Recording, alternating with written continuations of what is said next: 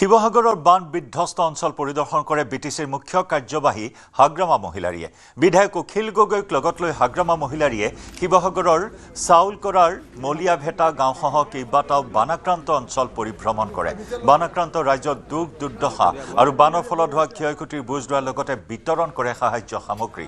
বিটিচিৰ পৰা শতাধিক লোকক লগত লৈ শিৱসাগৰত উপস্থিত হয় হাগ্ৰামা মহিলাৰী।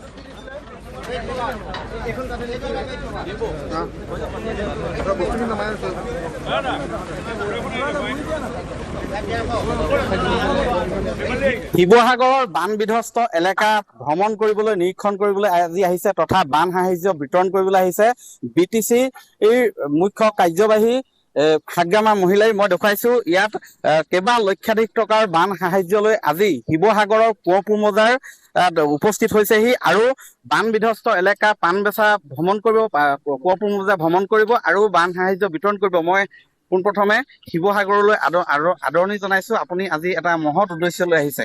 হয়, আমি বিটিচি অঞ্চলৰ পৰা বিপিএফ দল হিচাপে আজি শিৱসাগৰ জিলাত আৰু আমাৰ নাজিৰা আৰু চৰাইদেউ এই তিনিখন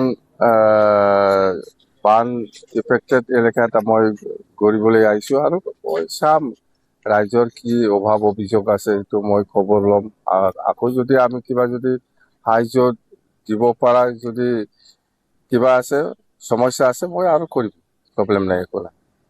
আজি কেইদিনীয়া এই কাৰ্যসূচী? আজি একদিনীয়া কাৰ্যসূচী লৈ পেলাই আহিছোঁ। মই 3টা স্পটত মই ঘূৰিম আৰু আমি এনে দলৰ হৈ পেলাই মই এনে যেনিবা আঁঠুৱা, ব্লিচিং পাউডাৰ, ফেনাইল আৰু মস্কুইট কিবা বেডশ্বীট এইখিনি লৈ আহিছোঁ। এইটো যথেষ্ট নহয়, আৰু লাগিব। আমি টিম হিচাপে মই গভৰ্ণমেণ্টৰ পৰা আৰু ছেকেণ্ড টাইম পঠিয়াই আছোঁ। আৰু বহু পৰিয়ালৰ বাসগৃহ ইতিমধ্যে ভাগি গৈছে। সেইটোৱে মই খবৰ ল'ম। ঘৰটো আচলতে বহুত ঘৰ নষ্ট হৈছে বুলি মই গম পাই আছোঁ। মই এতিয়া স্পটত যাম, ৰাইজে আমাক কি কয় সেইটো মই শুনি ল'ম আৰু মই কি সাহায্য দিব পাৰে। আজি আহিছে যিখিনি মই লৈ আহিছোঁ এইটোতো যথেষ্ট নহয়, মই জানো, কিন্তু মই ৰাইজৰ পৰা মই খবৰ ল'ম কি অভাৱ অভিযোগ নিশ্চয় থাকিব আৰু আমি সহায় কৰিম। হয়, লগত সহযোগ কৰিছে সম্পূৰ্ণৰূপে অখিল গগৈ আছে, শিৱসাগৰ সমষ্টিৰ বিধায়ক। এইটো বহুত ডাঙৰ ঘটনা যে আমাৰ বিটিচিৰ পৰা বিটিচিৰ মুৰব্বী আৰু তেখেতৰ লগত 104জন মানুহক লগত লৈ 104জন তেখেতৰ পাৰিষদ আৰু বিভিন্ন ধৰণৰ তেখেতৰ দলৰ সদস্যক লগত লৈ আজি আহি এনেকৈ আমাৰ মাজত আহি উপস্থিত হৈছেহি।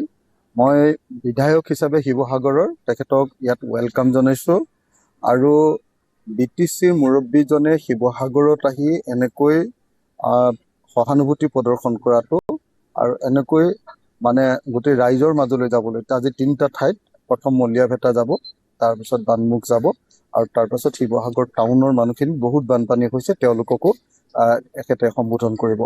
গতিকে এই ইমান সাহসী এটা পদক্ষেপ যে মানে যি সময়ত ধৰক চেণ্ট্ৰেল গভৰ্ণমেণ্ট এতিয়ালৈকে ভালকৈ অহা নাই, সেই সময়ত আমাৰ বিটিচি প্ৰধানে আহি আমাৰ চুকে কোণে আজি শিৱসাগৰ সমষ্টি আৰু তাৰ পাছত নাজিৰা সমষ্টি ঘূৰিব।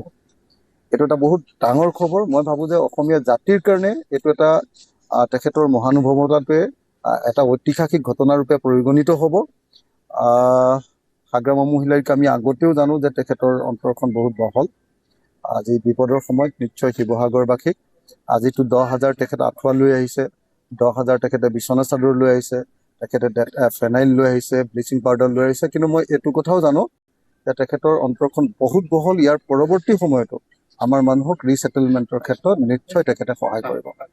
হয়, আজি কোঁৱৰপুৰ মজাৰ যি পাণবেচা এলেকা সম্পূৰ্ণৰূপে বানত ডুবি আছে আৰু সেই কোঁৱৰপুৰ মজাৰে চাউল কৰাৰ মলিয়াভেটা গাঁওখনলৈ যাব আৰু বান সাহায্য বিতৰণ কৰিব হাগ্ৰামা মহিলাৰীয়ে।